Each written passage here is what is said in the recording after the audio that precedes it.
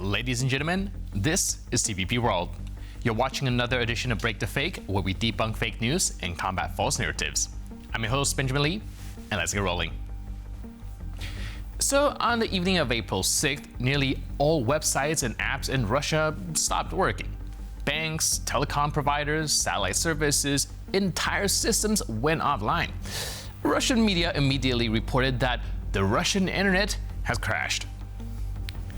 And in the aftermath, a Russian woman finally snapped, pointing out that the authorities are now shutting down literally everything. No internet, no way to call an ambulance, no way to pay in a store. The system built to control everything suddenly cannot do the basics. Пожалуйста, если вы так издеваетесь уже над нами, верните нам стационарные телефоны, таксофоны. Я не понимаю, просто везде, даже нигде обычной сети нет, невозможно ни скорую вызвать, ни ребенку позвонить, глушат везде, в школах везде. Я понимаю, это безопасность, я понимаю это все. Можно же обычную хотя бы сеть оставить. Ладно, с этим с интернетом, оставьте обычную сеть. Я не понимаю просто. Верните стационарные домашние телефоны, где мы можем хотя бы звонить в скорую. Цифровые деньги? У меня вопрос, а как вы собираетесь вводить цифровые деньги? Если я сейчас пришла за продуктами, я хочу рассчитаться, а у нее, терминал не работает, потому что нет интернета. И как мы будем, с цифровыми деньгами? Как? So it seems life inside a superpower is not matching the Kremlin's sales pitch, apparently. Ironic, though, that the war has been going on for 5 years, but only now, with services offline and VPNs blocked, does daily chaos start to register. Russian citizens call it an apocalypse, not because of the war, of course, not because of the growing cemeteries or escaped convicts, only because foreign internet traffic is restricted and their favorite apps just won't load. В России собираются ввести налог на использование VPN-сервисов. Я не поддерживаю. Мне кажется, у нас так сильно выросли цены на все, и мне кажется, что людям не особо есть денежки на что есть, а тут еще на VPN надо платить, ну это вообще ужас. Но я думаю, этого не случится. Пошли нахуй. Верните, пожалуйста, VPN в Россию, я не могу в Телеграме и в ТикТоке сидеть. У меня деньги снимать не можем. Да. Мы не можем без VPN жить, вот. Можно его, пожалуйста, как-то вернуть в Россию? Да, чтобы зайти в Телеграм. И Да. желательно вернуть, чтобы можно было оплачивать премиум на месяц. Да, премиум все завершили. Ну, Если все-таки отключат полностью VPN, как думаете, как изменится наша жизнь? плохо, это не телефон, это тапок будет. Он не нужен, кирпич этот будет уже. Мне что-то мне кажется, не очень идея. Это странно. Ограничивать сначала, а потом полностью запрещать, это вообще отстой. Лучше бы на больницы куда-то деньги потратили, на детские садики и школы. VPN не будет, доступа к мировой сети не будет. Как думаете, как изменится наша жизнь, что мы будем делать в такой реальности, которая, в общем, маячит уже перед нами? Ну, будут рот нам затыкать. Да и в любом случае есть обходы в виде встроенного VPN в модем, который можно закупить где-либо. Поэтому вот что бы ни делали, в любом случае лазейки есть какие-либо. Нет, не поддерживаю, потому что это глупо с моей стороны. Почему? Ну, потому что в России и так все блокируют. Гражданам же нужно как-то пользоваться своими соцсетями. Я даже не знаю, что такое пиво. Что это? Вы объясните мне сначала. Ну, конечно, лучше бы не надо этого делать, мне кажется, да? Я вообще-то не пользуюсь этим, но я думаю, что нужно. Пусть будет. Без блокировок. Я считаю, что оно недостаточно оправдано, наверное, потому что VPN должны быть доступными для всех жителей нашей страны, без налогов. Грустная инициатива. Все. Почему? Ну, зачем платить, когда можно не платить? А зачем не платить, когда можно платить? Ну, а зачем платить, когда можно не платить? And this says everything about the state of Russian society. There is no demand for answers about why their compatriots are killing people on foreign soil for Putin's ambitions, no protest against the war, no focus on the scale of death and destruction over 5 years. What gets attention is disruption to routine.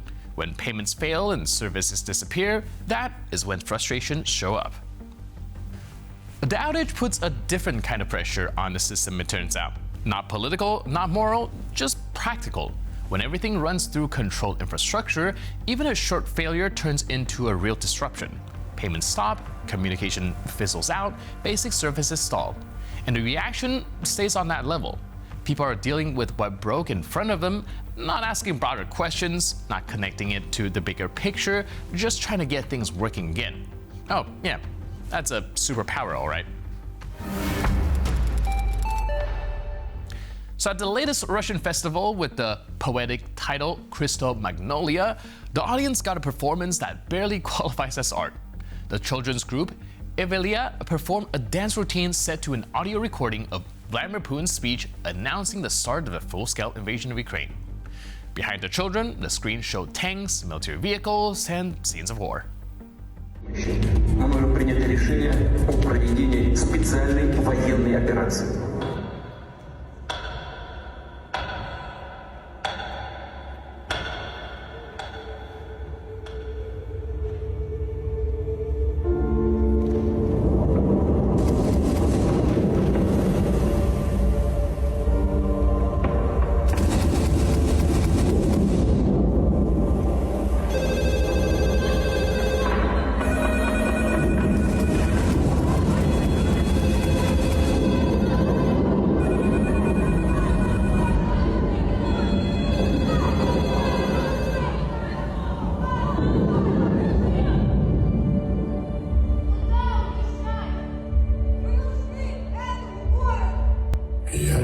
Средь наломанных дров я тонул в эпицентре беды.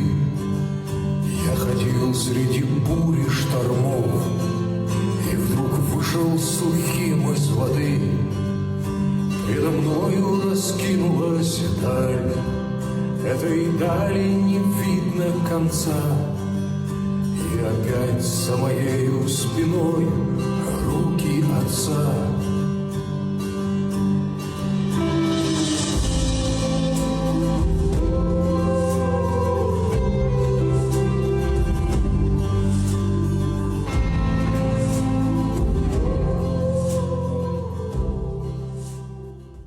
Okay, yeah, I know. What the hell did I just watch? Well, Russian state propaganda has long used children as a symbol of the future. But now even that old cynicism has sunk even lower. School children were already being forced to write letters to soldiers or line up to form the letter Z, but now children's performance come with live audio recordings of political statements that mark the beginning of the largest war in Europe since World War II.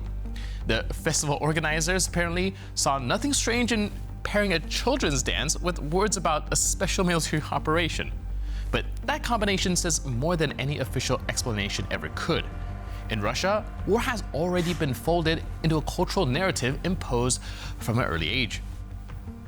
See, these statements and performances are not some bizarre accident, but the result of the systematic militarization of culture.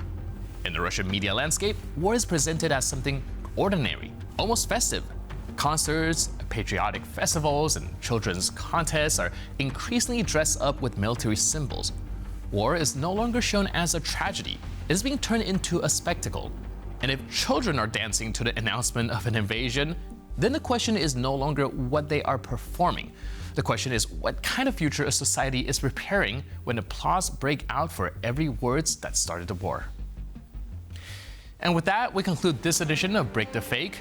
But for more news, update, and commentary, please stay tuned to TVP World.